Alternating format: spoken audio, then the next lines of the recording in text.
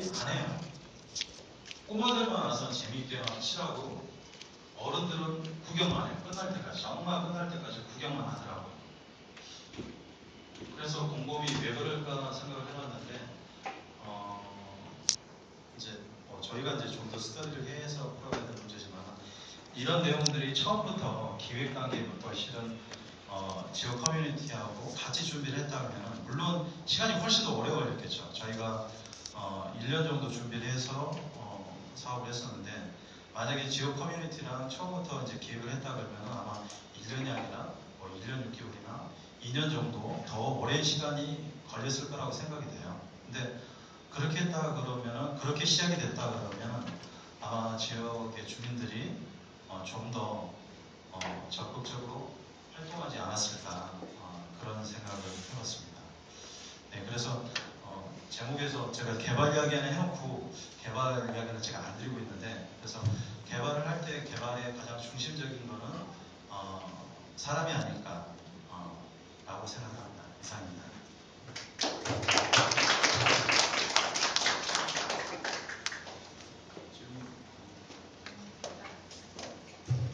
엄마한테 못했던 진행 사과드립니다. 문헌 질병에 관한 흥미로운 사실 및 현재 실태에 대해서 발표해 주신 김도영 대표님께 진심으로 감사드립니다. 다음은 임교빈 교수님을 모셔서 말씀 드려보겠습니다.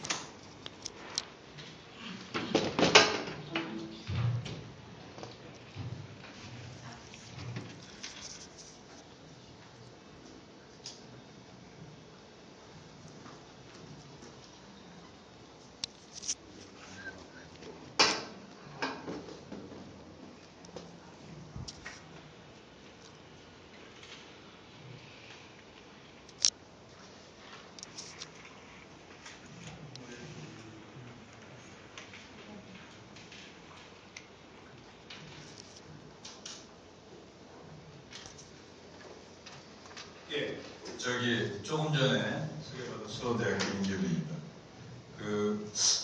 내가 작년에 이어서 두 번째인데 무엇보다도 우리 젊은 친구들이 아직은 메인으로 사회에서 활동은 안 하지만 앞으로 사회에 나가서 어떤 역할을 어떻게 하는 것이 좋은지 또 사회를 위해서 좋은지를 먼저 생각하는 게 저는 굉장히 항상 기뻐요. 두 번째는 그게 여러분들 자신을 위한 겁니다. 자신을 위한 거. 여러분들이 일석이조라는 거 있죠.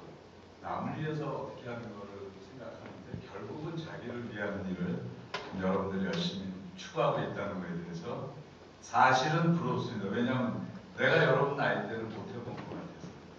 그래서 지금 지나보니까 그게 상당히 의미가 있고 지나갈수록 되돌아봤을 때 좀 흐뭇함을 느낄 수 있는 가장 큰 팩터가 아닐까 생각이 들어서 조금 전에 우리 김도영 대표님은 우리나라가 지금 아까 말씀하신 것처럼 우리나라가 원조를 받다가 원조를 하게 된 나라라고 하는 최초의 나라지 않습니까? 그래서 이제 아까 말씀하신 코이카라든가 국가 차원에서 외국에 차관도 주고 이런 어려운 일이 있으면 저희들이 나가 있는데 제가 아시겠지만 제가 듣기는 또 하나 이런 게 있어요. 국경 없는 과학기술자대라는 게 있어요. 제가 거기도 좀 연관이 돼 있는데 이건 뭐냐면 국내 과학을 하는 교수님들의 대부분이 어떤 아이디어를 내서 그것도 재능 기부를 해서 아주 간단하게 아까처럼 물을 하는 거 아니면 에너지를 얻는 거 이런 거를 아이디어를 내서 제품을 만들어서 어려운 나라에 가서 보급하는 거를 기술을 재능을 하시고 국가에서는 거기에 대한 재정을 하는 사업이 아시겠지만 내 경우는 어떻게 하냐면 깜짝 놀랐어요. 왜냐면 굉장히 많은 한국 사람들이 없는 데가 없어요. 봉사를 안 하는 나라가 없을 정도로 굉장히 많은 나라에 많은 사람이 한국 사람이 나가 있다는 거 그거가 내가 여러분 나이 때는 상상을 못했던 일이에요. 야, 그래서 한국 사람이 일단은 좀 괜찮아졌다 삶이. 두 번째 우리 속에는 그 남을 도와주려고 하는 그런 인성이랄까 한국민에 있는 거 아닌가. 뭐 우리가 쉽게 얘기하는 정, 그죠? 아주 심플하죠. 원 단어 한 글자로 그런 게 있는 민족이 아닌가 해서 앞으로 여러분들이 진짜 20년 후, 뭐 30년 후 사회활동 많이 하실 때는 지금보다는 좀 더 세계에서 다른 나라를 리드하는 그런 위치에 있을 거라고 믿어지지 않습니다. 그리고 지금 많은 분들이 한 20, 30년 전에 우리가 생각했던 한국의 지금의 상황을 예측한 상황이 아니다. 이런 거 알죠? 예측 가능한 거랑 예측하지 못했던 상황이라는 건데 후자라는 거예요. 그래서 이런 것들이 우리나라에서 일어나고 있다. 그래서 여러분들이 한국에 태어나실 거를 굉장히 행복하게 생각하시죠. 나라는 작고 중간에 낑기긴 했어도 잘 버티고 있고 잘 나가리라고 믿습니다. 그래서 아까는 이제 그런 어려운 데서 얘기를 했는데 이런 면이 있어요. 자, 그러면 우리가 누구를 도와주고 세계를 같이 가려고 하는데 아까도 얘기하셨지만 첫째는 우리가 능력이 돼야 돼요. 내가 능력이 없는데 남을 어떻게 해줘요? 그래서 이제 한편으로 어떤 면이 있냐면 이런 의료 사업 이런 쪽이 경제성을 가져야 된다. 즉 우리가 이런 산업의 기술과 산업을 발전시켜서 여기서 많은 경제 활동으로 부를 쌓아야 그 중에 일부를 자꾸 여러 사람에 도와줄 수 있기 때문에 우리나라가 이쪽 바이오 제약의 현 상황 그리고 지금 우리가 전 세계가 이런 의료 계통이 어느 방향으로 연구 개발에 가는 거에 대해서 그동안 경험 가지고 간단히 한번 말씀드리겠습니다. 그래서 내가 제목은 이렇게 잡아봤어요. 그냥 행복한 100세. 이 행복이라는 단어가 최근에 많이 나오고 있습니다. 그래서 솔직히 뭐 딴 얘기지만 내가 한국에 이제 공부하고 들어온 지 한 22, 3년 됐는데 처음에 학교에 딱 들어간 첫 수업이 얼마나 익사이팅한지 좀 생각이 돼요. 처음으로 학생을 가르치는 거죠. 수업 수련에 들어가서 여러분들이 원하는 게 뭐야? 딱 그랬더니 토끼 같은 애 키우고 여우 같은 마누라랑 행복하게 살고 싶어요. 딱 그러더라고요. 뭐 돈을 뭐 무슨 권리를 잡자 뭐 이런 얘기를 벌써 안 하더라고. 20년에서 야 많이 바뀌어. 우리 때는 모델에 그러면 대통령, 장군 이랬거든요. 그러니까 세상이 많이 변하고 있다. 그래서 앞으로 우리가 100세라는 거 아까도 말씀하신 것처럼 예측이 되는데 얼마 행복하게 살아야 되는데 거기에 우리 이 바이오 제약 산업이 어떤 역할을 할 수 있을까 한번 알아보겠습니다. 자, 현재 이제 국제적으로 보면은 2008년 금융위기, 2011년 EU 재정위기, 그리고 작년부터 미국 경제가 아주 침체되고 지금은 많이 좋아졌어요. 스틸 기축 재정은 엄청나게 시작을 했습니다. 또 하나는 그 전에 우리가 많이 몰랐던 그 이머징 마켓, 브릭스라든가 시베트, 그리고 동남아시아 세븐 뭐 이런 것들이 막 떠오르고 있고 현재 우리나라가 아주 문제 닥쳐 있지만 미국에서도 일자리가 큰 문제가 되고 있다. 그리고 우리가 가진 그 인류 상품으로 봐서는 2005년도 기준으로 한국이 64, 중국이 엄청나죠. 770, 318. 아직도 갈 길은 멀다. 근데 문제는 기술적으로 세계 탑 기술은 우리가 그렇게 많지가 않다. 여기 보면 일본이 상당히 압도적이죠. 근데 우리가 희망은 있는 게 뭐냐면 국내 동향을 보면 여러분들 60년도에 이 중에 태어나시면 없을 것 같은데 세계에서 6번째로 가난한 79달러였어요. GDP가. 근데 현재 우리가 어디까지 갔냐면 훨씬 많은 2만 불까지 갔죠. 그리고 중간에 우리가 계속 개발하다가 97년에 IMF 구제 금융을 당했는데 그러면서 우리 잘 버텼죠. 7년에 한 번 2만 불 들어갔다가 떨어졌다가 10년에 다시 2만 불에서 요새 한 2만 2천 불 정도 되고 있어요. 그리고 또 하나는 2011년에 무역거래가 1조 달러를 돌파했다. 엄청난 성장이죠. 즉 어려웠는데 잘 나가다가 힘들었는데 버티고 잘 가고 있다는 거죠. 그러니까 좋아요. 내가 보기엔 면역이 생긴다고 보고 있어서 앞으로 이런 희망을 갖고 있는데 아직도 우리가 갖고 있지 않은 기름 문제, 원자재 문제, 그리고 당연히 환율, 그리고 주식값 이런 것들이 문제가 되고 있고 앞으로 길게 봤을 때 곧 다 다른 나라도 심하지만 우리나라 이 속도가 워낙 빠르기 때문에 고령화, 여러분들이 잘 아는 저출산, 그 다음에 이제 빈부격차가 자꾸 좀 넓어지고 있고 그래도 우리가 통일은 생각해야 되지 않냐. 이런 거에 대한 앞으로 성장에 대한 저해 요소가 있다고 얘기할 수 있어요. 근데 이거를 극복하기 위해서 잘 해왔지만 좀 더 빨리 잘 극복하기 위해서는 오픈 이노베이션이 필요하다. 소통. 지금 정부도 소통을 굉장히 중요하게 여기는데 그러니까 계층 간의 갈등과 격차 때문에 그러지 않습니까? 더 문제되는 게 그동안 우리가 알고 모르게 소통을 많이 못했기 때문에 내 것에 가치했지 말고 남의 것을 받아들이는 오픈 이노베이션을 좀 해야 되겠다. 그래서 우리가 앞으로 국제무역을 1조에서 2조 달러, 국민소득 4만 불을 위해서는 우리가 동시에 돈도 벌지만 이게 많은 사람이 같이 누릴 수 있는 복지국가를 해야 될 거다라는 것이 요구되고 있습니다. 그래서 오픈 이노베이션을 위해서는 소통과 상생하는 방법을 찾고 교육을 창의적인 교육 그리고 과학기술을 리드하고 이 산업이 이제 글로벌화되는 거에 대해서 빨리 대응해야 되고 더 중요한 건 계층 간의 조화를 이루어야 될 거다. 그리고 앞으로 있을 통일을 위해서 남북경제협력도 아주 스마트하게 우리가 해야 되지 않냐라고 생각합니다. 자, 지금까지 우리가 잘 성장해왔는 키가 뭐냐면 이쪽입니다. 화학, 조선, 철강, 반도체, 디스플레이. 이 중에서 조선과 반도체는 우리가 세계 1위로 왔어요. 우리가 예측 못했던 상황입니다. 예측 못했던. 그래서 이걸로 잘 우리가 지금까지 잘 성장해 왔는데 그래서 우리가 그렇게 기존에 성장된 산업을 기간산업이라고 하는데 자동차도 포함됐죠.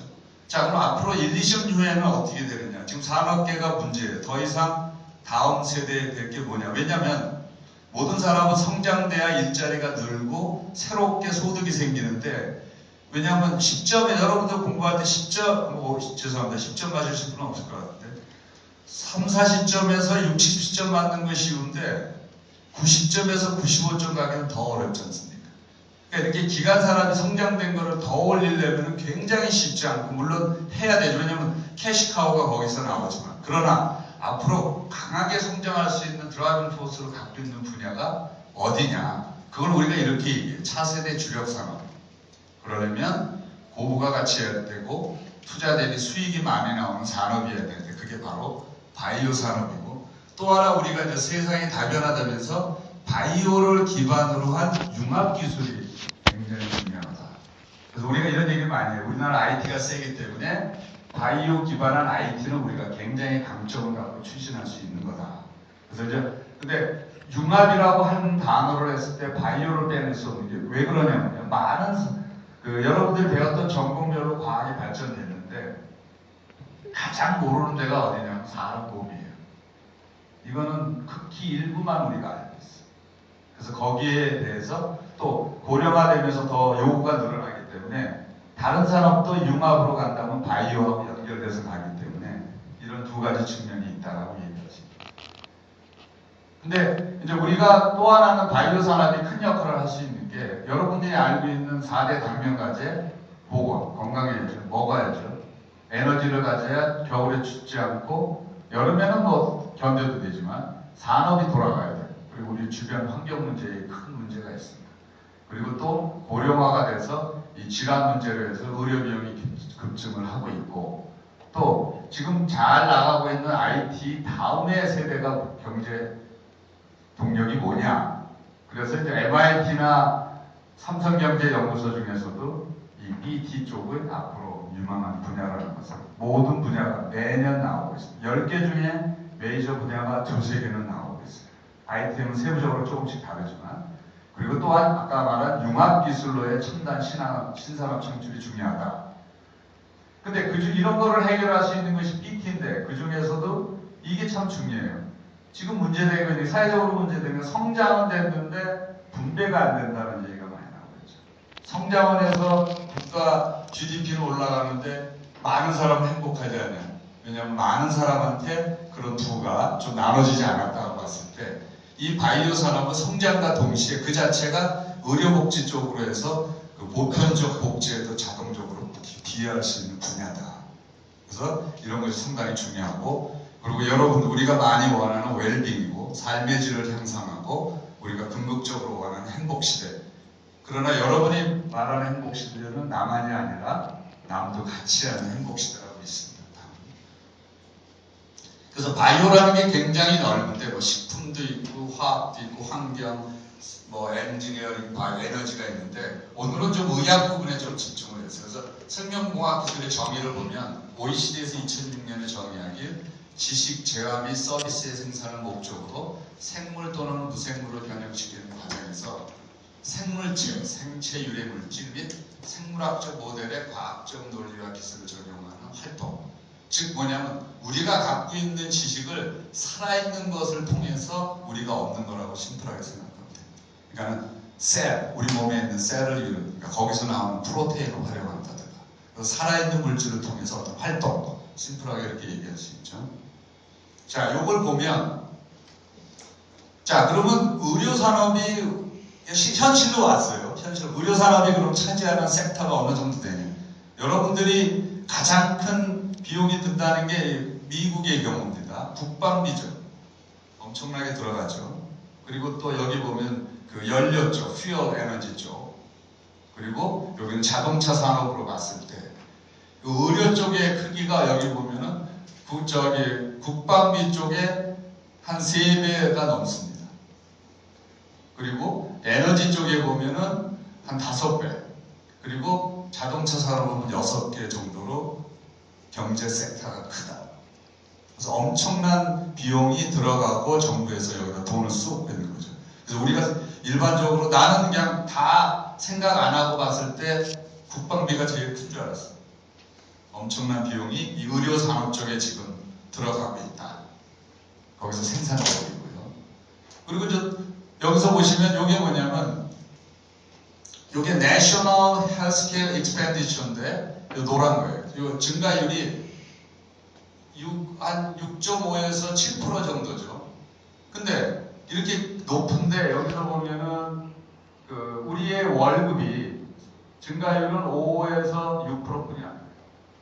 무슨 얘기냐면 갈수록 어려워지는 거죠. 월급이 오르는 것보다 의료비 증가율이 더 높은 거예요. 이거는 갈수록 계속 부담이 더 많이 된다는 거죠. 그만큼 이쪽 산업 섹터가 점점 커지기 때문에 이쪽을 우리가 공략 안 할 수가 없다. 그리고 소비자 물가 지수보다도 2배 내지 3배, 월급보다도 1.23배는 크다. 그래서 이쪽에 대한 우리 관심을 많이 기울여야 되고, 이러한 경향은 미국으로부터 인디아까지 매년 이쪽 의료 쪽의 비용이 증가되고 있다. GDP 대비.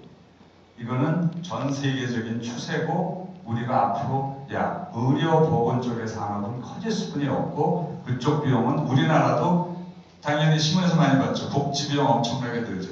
우리는 스텝와이즈로 올라갔지만 이게 몇 개냐지 계속 올라가는 것은 어쩔 수가 없다. 큰 이유는 고령화 인구예요.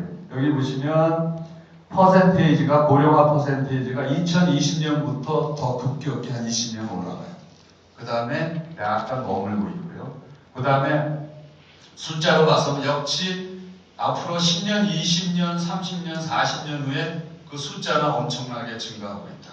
근데 전체 숫자로 봐서는 한 2040, 50년 되면은 그 증가, 그 퍼센테이지는 그렇게 많지 않은 거다. 즉, 한 3, 40년은 고령화가 급격히 가지만, 이제는 그때는 이제 세츄레이션 되는 거죠.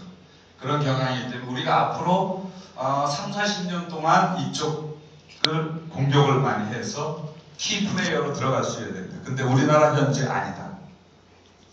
그래서 약이 발전한 걸 보면 풀에서 나는 우리가 그 한의학 같은 전통의학 같다고요. 그 다음에 어떻게 했냐면 약을 화학적으로 합성을 했어요. 소위 케미컬 드럭이라고. 어떤 물질이 있으면 구조를 밝혀서 합성을 해서 쓰는 거였고. 근데 이게 부작용이 많아요. 그래서 그 다음에 요즘에 많이 개발되는 게 바이오 신약해서 그 살아있는 세포에 있는 셀이나 거기서부터 신약을 만들고 거기서 나오는 프로테인을 약으로 쓰는 거고, 앞으로는 어디로 가느냐? 유전자를 기반한 약이 갈 거다. 이거는 지금 많이 예측되고 있는데, 여기서 보는 것처럼 이거는 바이오 신약은 상당히 올라갔지만 유전자 쪽은 어때? 시간은 걸리지만 that's the way to go. 가긴 갈 거다는 거죠. How fast는 아무도 지금 몰라요. 기술이 얼마나 발달되느냐에 따라서 하고 있습니다. 그래서 자, 그러면 약을 개발하는데 어떠냐? 10 내지 15년 돈은 8천억에서 1조가 하나 성공하는데, 물론 실패한 거에 대한 비용을 따진 거라 그러는데, 대신 뭐냐면 만약에 개발되면 just one 아이템이 1년 매출이 10조예요. 10조 원 한 아이템이. 그러니까 블락버스터라 그러는데 이걸 보고 가는 거죠. 모든 약이 그렇게 되는 건 아니죠. 제일 많은 게 10조. 한 4, 5조짜리도 한 뭐 10개 정도 돼요. 그 다음에 뭐 1,000억짜리, 2,000억짜리. 그런데 우리나라에서 국내 도메스틱 블록버스터는 연간 100억 정도는 not bad 하는 정도. 전 세계랑 글로벌하고 우리나라 국내 시장 차이 크면은 100배 정도 차이 난다고 보면 됩니다. 우리가 한 1% 정도만 하고 있죠. 그래서 대신 뭐냐? 이렇게 비용이 오래 걸려서 리스크가 많지만 지금 얘기한 것처럼 하이 리턴이 있다. 고부가 가치고 여러분들 IT 쪽의 특허는 3년 만이면 효과가 없어지지만 약은 만들면 17년 유효합니다. 그렇기 때문에 큰 것이 롱텀 동안 그대로 특허권을 갖고 있습니다. 그러니까 IT는 3년마다 새 제품이 나오기 때문에 지난 게 자꾸 없어지니까 그래서 이런 면이 있어요. IT는 빨리 만들어서 빨리 뭔가를 얻을 수 있지만 죽을 때까지 계속 해야 된다. BT는 한 번 나가기는 되게 어려운데 한 번 하면 그냥 끝까지 편하게 있어도 된다. 한 사람이 하나 정도만 하면 그거 뭐 대단한 거죠. 그러다 보니까 중장기 계획이 필요하다고 할 수 있습니다. 그래서 자, 그러면 아까 여기서 앞으로 일로 간다 그랬죠. 그래서 현재는 합성 신약과 바이오 신약인데 주로 합성인데 바이오로 막 넘어가는 지점인데 조금 더 앞으로 갈 방향에 대해서 얘기한다면 이겁니다. 5P다. 그래서 여기가 보면 리스크하고 여기 병이 좀 잠재적으로 잠복기. 그래서 병이 발생돼서 치료를 하는 거 봤을 때 처음에는 병이 좀 의심이 가는 데 대해서 이쪽 비용이에요. 이 비용이 증가하는 건데 좀 아픈 것 같다고 해서 한번 체크를 하는 거고요. 그거를 감지한 다음에 진짜 있어 하고서 쭉 스크리닝을 넓게 해서 어느 정도 그 병이 잠복기가 된다고 하면 실제로 진단을 다이어그노시스에서 진단을 하고 그 다음에는 어느 정도 그 진행되는 것을 좀 봐가면서 처리하고 그 다음에 실제 치료에 들어가는 거면서 비용을 보면 이와 같이 쭉 늘어가는 걸 알 수 있어요. 그래서 이 트리트를 할 거냐 여기서 미리 잠복기에 처리할 거냐고 해서 비용이 엄청나게 차이 나기 때문에 미리 하자라는 의미가 많습니다. 그래서 프리딕티브 예측하고 그 사람에 맞는 맞춤 의학을 하자. 퍼스널라이즈드 하고요. 그리고 가능하다면 예방을 하자. 오케이? 그리고 만약에 잠재적인데 아직 터지지 않았으면 무슨 선제 공격을 해서 미리 떠오르는 질병을 미리 없애자. 오케이? 그 다음에 요거는 상당히 의미가 있어요. 지금까지는 의사가 이렇게 해서 하세요 하면은 환자는 뭔지도 모르고 그냥 따라야 되는데 이제는 그런 일이 아닐 거다. 당신이 이래서 이렇기 때문에 이러이러하라는 설명을 확실히 해야 되고 환자가 선택을 하게 하는 그런 시스템으로 갈 거라는 거죠. 그래서 어떤 사람이 케어를 의사 하나가 아니라 팀으로 하기 때문에 이런 말도 있어요. 의사 잡이 그렇게 안 좋아질 수도 있다. 지금보다도 그런 얘기도 좀 있어요. 그래서 이런 5P의 방향이 앞으로 갈 거다. 그래서 여러분들이 이쪽에 관심이 있다면 여기를 하면서 성장과 복지를 같이 하고 내가 가진 것을 남한테 굉장히 베풀기도 좋고 하는 분야며 앞으로 이런 분야, 바이오 이런 쪽이 아마 유망하다는 것을 좀 생각할 수 있습니다. 그래서 인류 병을 치료하고 동시에 성장을 해야 우리가 뭔가 움직일 수 있고 그 다음에 국민 복지가 증진되면 우리가 행복한 100세를 얻을 수 있을 것이다. 우리나라는 그러면 한 프로젝트, 한 프로그램을 소개하겠습니다. 간단히. 우리나라가 이거는 제가 한 6년간 책임 맡아서 한 프로그램인데 2004년부터 11년간 정부가 한 1000억, 민간이 한 150억에서 한 1150억 정도가 투자돼서 작년 말에 프로그램이 끝났어요. 그래서 세계 7위의 바이오 신약 장기 산업국이 되기 위해서 여러 부처가 같이 해서 이제 돼지에서 장기를 이식하는 기술, 그리고 그 병을 진단하고 그 약을 찾는 기술, 그 다음에 실제 약을 개발하는 이런 큰 프로그램이 안에 돌아가고 있었어요. 그래서 이런 프로그램이 작년에 잘 마무리돼서 성공적으로 마무리됐고 그 중에 하나가 이 장기 이식을 보면 2015년에 약 158명이 장기 이식을 원하고 있고 한국에도 18,000명이 있습니다. 그래서 미국에도 연 6천 명이 장기 부족으로 사망하고 있는데 이걸 우리가 이식을 하는 것을 돼지한테 만들어서 사람한테 이식을 하자. 그래서 이종 이식이라고 합니다. 그래서 가장 그 산업화가 갖고 온 게 최도. 이게 뭐냐면 인슐린을 분비하는 세포가 있는데, 그래서 인슐린이 분비가 안 되거나 분비돼도 흡수가 안 되고 이런 당뇨병 환자에 쓸 수 있는 이 최도를 돼지부터 사람한테 인식하는 거고. 그래서 2,200억 불 정도 시장이 되고 연간 10억 불 정도 증가할 거라고 예상하고, 가장 우선적으로 최도를 하고 그 다음에 심장 판막, 그 눈의 각막, 그 다음에 솔리드 오간인 신장 간으로 계속 할 연구가 진행돼야 될 거다라고 있습니다. 그래서 여기에 대한 그 연구 결과가 2009년도에 저희가 그 발표한 내용이 있어서 그 미디어에 나왔던 건 한 3, 4분 정도, 한 4, 5분 정도 될 거예요.